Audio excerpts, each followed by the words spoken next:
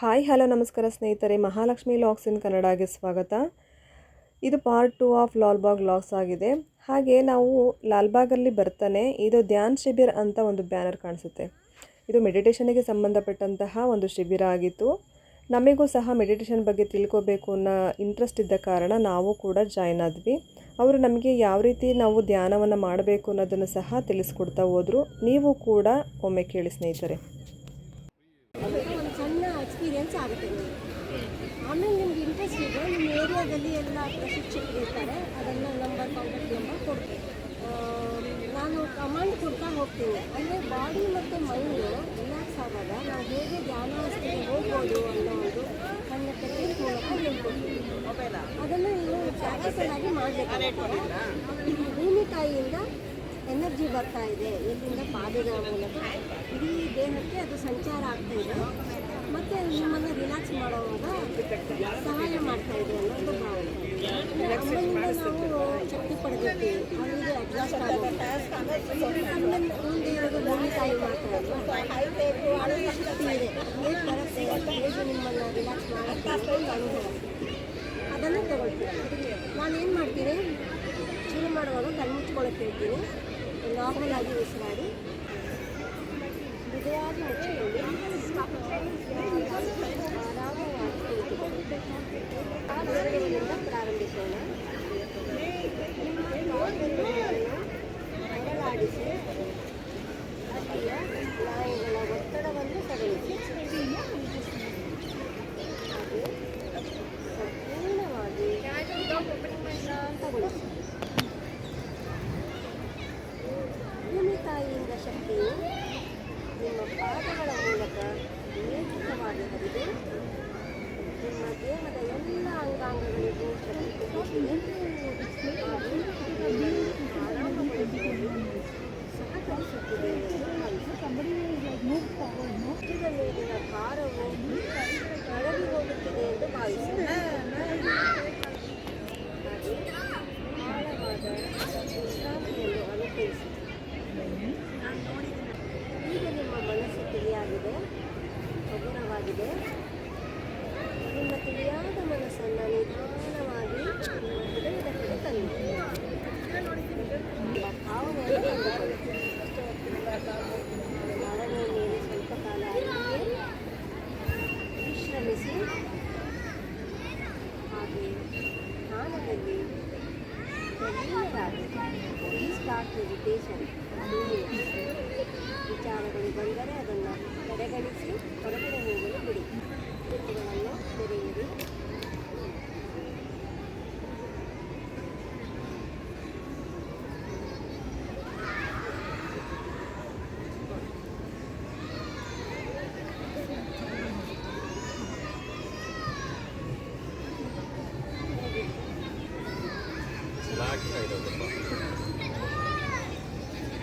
ಒಳಗಡೆ ಅಂತರಾಳಕ್ಕೆ ಹೋಗ್ತಿರಲ್ಲ, ಅಂತೂ ಯಾವಾಗಲೂ ನಮಗೆ ಹೋಗೋಕ್ಕೆ ನಮಗೆ ಟೈಮ್ ಇಲ್ಲ ಅಷ್ಟೇ. ಒಳಗಡೆ ಅಂತರ್ಮುಖಿ ಆಗೋದೇ ಇಲ್ಲ. ನಾವು ಹೊರಗಡೆ ಪ್ರಪಂಚದಲ್ಲೂ ಬದುಕ್ತಾ ಇರ್ತೀವಲ್ಲ, ಸ್ವಲ್ಪ ಹೊತ್ತು ಧ್ಯಾನ ಮಾಡಿದ್ರೆ ಇಷ್ಟು ಬೆನಿಫಿಟ್ಸ್ ಇದು ಸಿಕ್ಕೇ ಸಿಗುತ್ತೆ.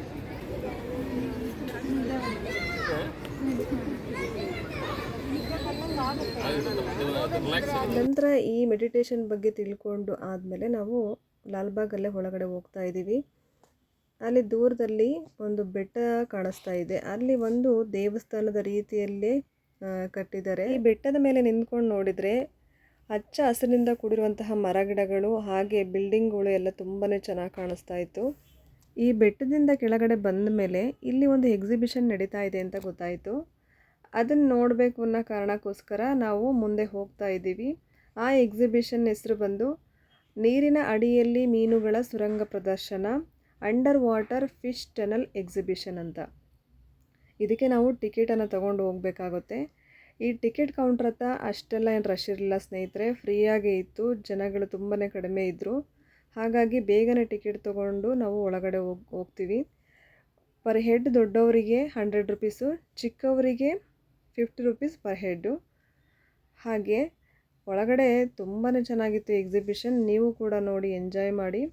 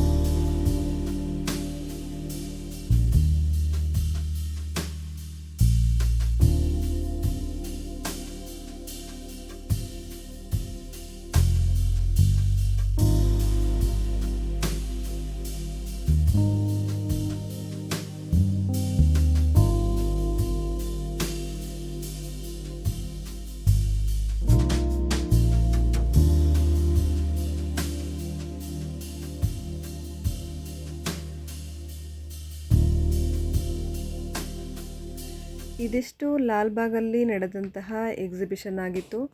ನಾವೆಲ್ಲರೂ ನೋಡಿ ತುಂಬಾ ಎಂಜಾಯ್ ಮಾಡಿದ್ವಿ. ಹಾಗೆ ಈ ವಿಡಿಯೋ ಸ್ವಲ್ಪನಾದರೂ ನಿಮಗೆ ಇಷ್ಟ ಆಯಿತು ಅಂದರೆ ಲೈಕ್ ಮಾಡಿ, ಶೇರ್ ಮಾಡಿ, ಕಮೆಂಟ್ ಮಾಡಿ. ಹಾಗೆ ಸಬ್ಸ್ಕ್ರೈಬ್ ಆಗೋದನ್ನು ಮರಿಬೇಡಿ. ಬೆಲ್ ಐಕಾನನ್ನು ಒತ್ತಿ ಆಲ್ ಅಂತ ಬರುತ್ತೆ. ನಾವು ಯಾವುದೇ ಒಂದು ವಿಡಿಯೋನ ಹಾಕಿದ್ರೂ ಅದು ನಿಮಗೆ ನೋಟಿಫಿಕೇಷನ್ ಬರುತ್ತೆ. ಇಲ್ಲಿಂದ ಹೊರಗಡೆ ಹೋಗ್ತಾ ನಾವು ಇಲ್ಲೇ ಲಾಲ್ಬಾಗಿಗೆ ಹತ್ರ ಆಗಿರುವಂಥ ಒಂದು ಫೇಮಸ್ ಹೋಟೆಲ್ಗೆ ಹೋಗ್ತೀವಿ. ಆ ಹೋಟೆಲ್ ಯಾವುದು ಅನ್ನೋದೇನಾದರೂ ನಿಮಗೆ ಗೆಸ್ ಮಾಡಿದ್ದೀರಾ ಅಂದರೆ ದಯವಿಟ್ಟು ಕಮೆಂಟ್ ಮಾಡಿ. ನೆಕ್ಸ್ಟ್ ನೋಡ್ತಾ ಇರಿ ಪಾರ್ಟ್ 3 ಲಾಗು, ಅದು ಕೂಡ ತುಂಬ ಇಂಟ್ರೆಸ್ಟಿಂಗ್ ಆಗಿರುತ್ತೆ. Thank you for watching. Bye bye.